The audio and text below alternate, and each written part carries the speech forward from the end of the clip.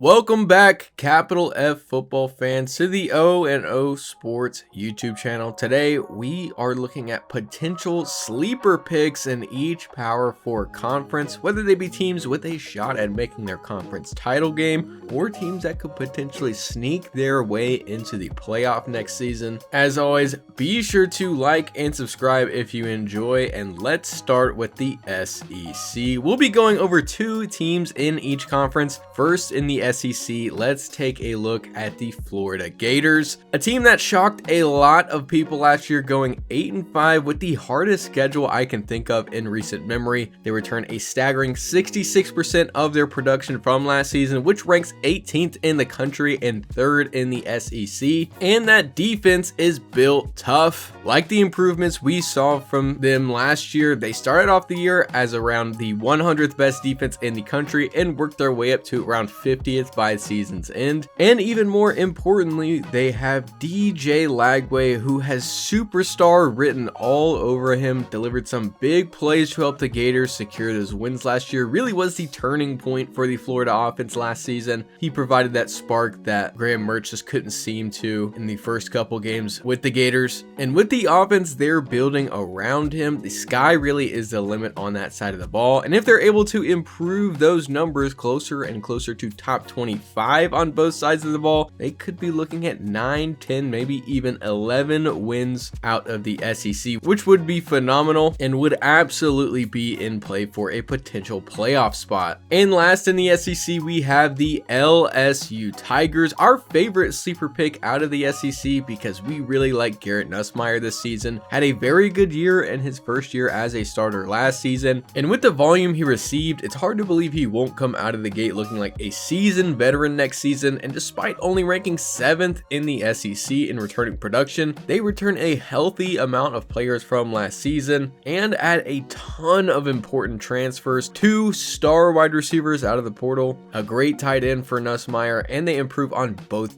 defensive line and the secondary. Very scary team on paper. The roster they'll have entering 2025 is honestly an SEC title contending unit. Unfortunately, we just can't say for sure that Brian Kelly will be able to mold that roster into a team built to go that far. It's obviously possible, just haven't seen it yet at LSU, but still, this is a team that's easily capable of around 9 to 11 wins next season. Would like to see them bring a more balanced approach on offense, with Caden Durham getting a lot of volume on the ground, but we also like Nussmeier as their star, so can't really go wrong there. And moving to the Big 10, we want to start with the Nebraska Cornhuskers. We know, exotic pick, no one ever picks them as a sleeper in the offseason, but entering Matt Rule's 3rd season with the program, they've seen it take multiple steps in the right direction, especially on defense. And in 2025, they bring in a monster transfer portal class, including 2 NFL caliber offensive linemen, 2 NFL caliber wide receivers, and a former 5-star plus defensive lineman, as well as a pool of great depth and rotational pieces to round out both sides of the ball. They do lose a lot in the portal due to some of the coaching departures they've seen this season, but in our opinion, they look to have gotten better despite those losses. And most importantly, sophomore quarterback Dylan Raiola gets his 2nd offseason with the program. He's going to make an improvement. We think he has superstar potential at the quarterback position, which means if he reaches even 75% of that potential in 2025, the Huskers could be staring down the barrel of 8 to 10 wins, which would be on brand for 3rd season wins in a Matt Rule rebuild. And last in the Big 10, who else would we look at but the Michigan Wolverines? Like a few other teams on this list, started out 2024 very rough, but ended very well with back-to-back wins over the national champions, the Ohio State Buckeyes, and the Alabama Crimson Tide to finish 8-5 on the year. And they're retaining a good chunk of talent from that team, especially on defense. They do lose some key guys from that 2024 squad like Will Johnson, Josiah Stewart, Kenneth Grant, and a couple others,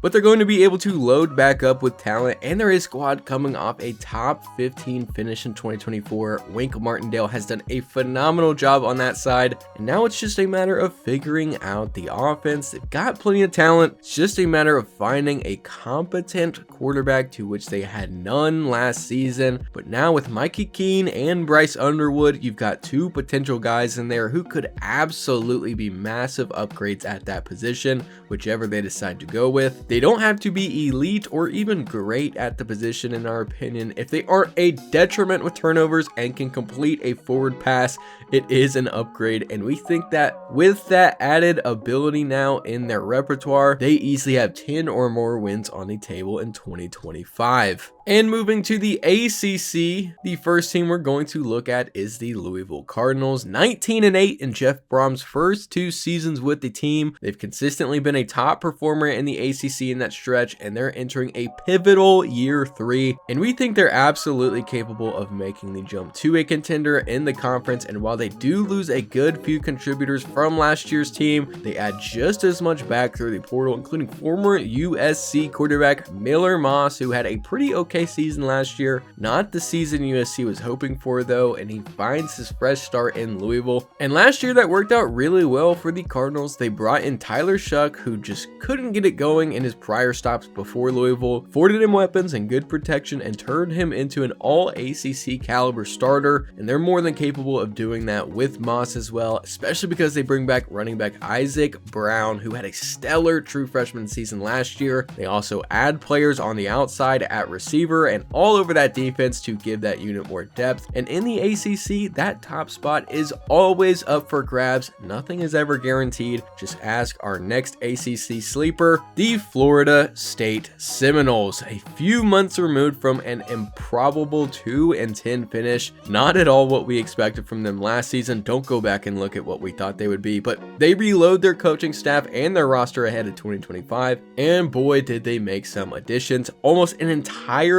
overhauled offensive and defensive line, 2 huge wide receiver transfers in Deuce Robinson and Squirrel White to go alongside their quarterback transfer Thomas Castellanos, who wasn't the greatest in 2024, but who is a guy who we think will serve better in that offensive scheme than a guy like the immobile DJ Uiagalelei. We think he can be a mini Jordan Travis type of performer. Probably won't be in the same stratosphere in terms of stats, but a better fit all around. He's got an explosive run ability, he's got an arm, just needs to hone in a bit on the accuracy and decision making. And he's playing under new offensive coordinator Gus Malzahn, and what a hire that is. Malzahn has coached some great offenses in his time as a head coach, and this shows us that Norvell is serious in getting the ship turned around. Reminds us a lot of Ryan Day last season, getting elite guys, spending top dollar in order to get those guys, and going all in. And alongside Gus Malzahn, they bring in new defensive coordinator Tony White, who coached Nebraska to a combined 4.9 yards allowed per play in 2 seasons, which is good for top 25 in both years with the program. He's a guy we thought could be a head coach at some point this season, but who makes the jump to Florida State ahead of that inevitable decision. And with this overhaul, we expect Florida State to make the jump back up to 9 or more wins again at the very least. And we absolutely believe that with this staff and with this roster, they'll be back in the conference title picture in 2025. And last, jumping to the Big 12, we're going to start out with the Baylor Bears, a team we thought could be firing their head coach after the season, gets it going in a way nobody really predicted and finished 8-5, led by an amazing season from quarterback Sawyer Robertson, who quickly took the starting role from DeQuan Finn and never looked back. He had an incredibly efficient year with multiple big performances that gave us flashes of an even higher ceiling for him this season. We think if he can at least duplicate the year he had in 2025, he will for sure be getting looks in next year's draft. He was just phenomenal. And Dave Aranda has been full go in building up his talent pool, brings in a number of rotational guys through the portal, finished 3rd in high school recruiting out of the Big 12, above teams like Colorado, Utah, Arizona State, Iowa State, Oklahoma State, etc., etc. They have the 3rd best returning production in the Big 12 as well, and we think they're absolutely ready to take a